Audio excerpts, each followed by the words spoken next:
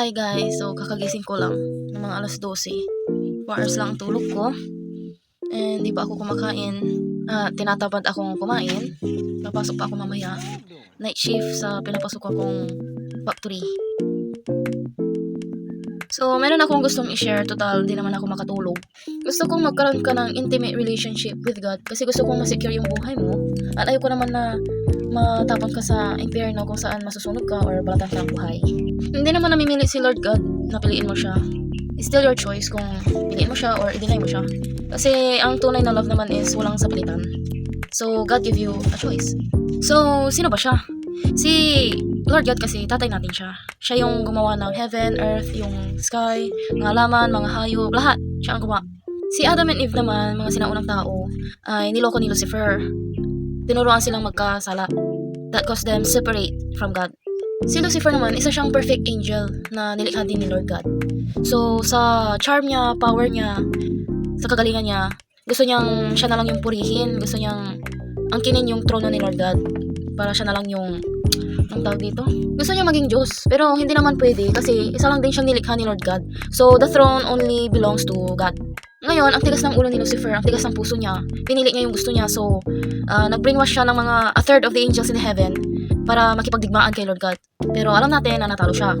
Ngayon, natalo siya, tinapon siya dito sa mundo natin. Kaya niya pinagtritripan, nilologo, sinisiraan yung mga humanity, tayo, ni Lucifer, aka Satan na tinatawag natin ngayon. I-superhit niya si God dahil lang hindi napagbigyan sa gusto niya. Gusto niya kasing bumawi sa pamamaraan na tayo ang ginugulo niya. Ngayon, nakita ni Lord God yun. Lahat ng mga evil schemes na ginagawa ni Satan. So, gumawa siya ng paraan, syempre. Nagbigay siya ng rules and regulation na tinatawag nating laws, batas, na to maintain peace within us and peace within others. Para maingatan natin ang isa't isa, maingatan natin ang sarili. Ngayon, gumawa din si Lord God ng impyerno. Yung impyernong yun, ginawa lang niya yun specifically kay Lucifer talaga. Tsaka sa mga anghel na sumama kay Lucifer, which are against kay God. Pero pwede rin mahila ni Satan yung mga tao sa impyerno kung yung mga taong yun ay choice din nila na talikuran ang Diyos. Kasi syempre, ano naman magagawa ni Lord God kung choice mo talagang ayaw mo sa Kanya? O di, iba ang manghila sa'yo, di ba? Pero alam natin lahat na hindi natin kayang sundan lahat ng utos ni Lord God. So, meron tayong kasalanan, isa or dalawa or marami, bawat tao. So, lahat tayong mga tao ay makasalanan. So, we deserve death as well.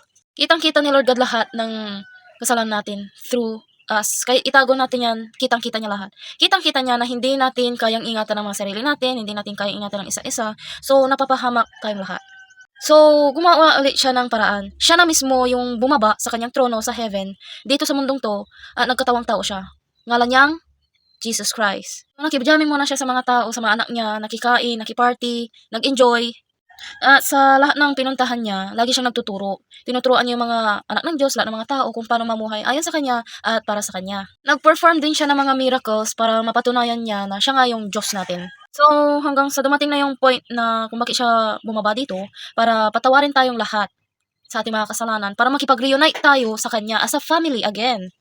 Pero alam natin lahat na ang katumbas ng bawat kasalanan ay kamatayan. So, ang ginawa ni Father Jesus Christ, siya na ang nag-ako lahat ng kasalanan natin. At siya yung namatay sa krus ng Kalbaryo para sa atin. Para mapatawad tayo, malinisan na ng buong buo, 100%. Isang bonus part is, yung mga angels sa taas, pinapanood nila yung king nila na binabastos sa mga tao, tinutorture, brutal na brutal. Siyempre, mga angels na yan, hawak nila yung mga espada, higpit na higpit. Inaantay lang yung signal ng command ng king nila na isang, wasak agad ang mundo, di ba? Pero ano ginawa ng king? Wala, tahimik lang siya. Tinanggap niya lahat ng kabustosang ginawa sa kanya.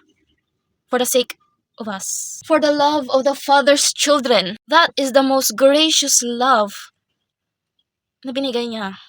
Isipin mo naman na isasakripisyo mo yung buong buhay mo para lang sa ikamamahal mo, di ba? Pero ang best part, after 3 days mula nung namatay siya, He is risen and alive. Resurrected from the dead. Sinong makakagawa nun, di ba? Kundi siya lang. Opportunity, a chance to reunite with the Lord.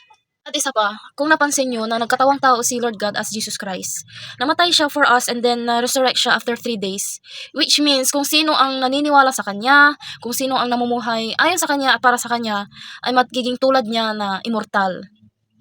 May forever ang life after death here. Kasi ang sabi din niya, hindi pwedeng walang katawan ng spirit natin. Iba daw kasi yung katawan natin dito sa mundo sa katawan natin sa itaas. So, kahit anong mangyari sa katawan natin dito, mabulok na mabaon sa lupa, magkakaroon pa rin tayo ng katawan doon, kasama siya. Immortal guys, immortality! Best gift ever. Hindi ba yun ang dahilan para tayo ay mag-rejoice, mag-celebrate at lagi siyang purihin at pasalamatan araw-araw? Bakit tayo nagigising araw-araw? So kung tayo immortal na, alamin na natin kung paano tayo mamuhay as a citizen in the kingdom of God. Ngayon, tangkilikin nyo na yun. Alamin nyo na yan kasi ito na ang good news! So ba, at ako'y nagugutom na.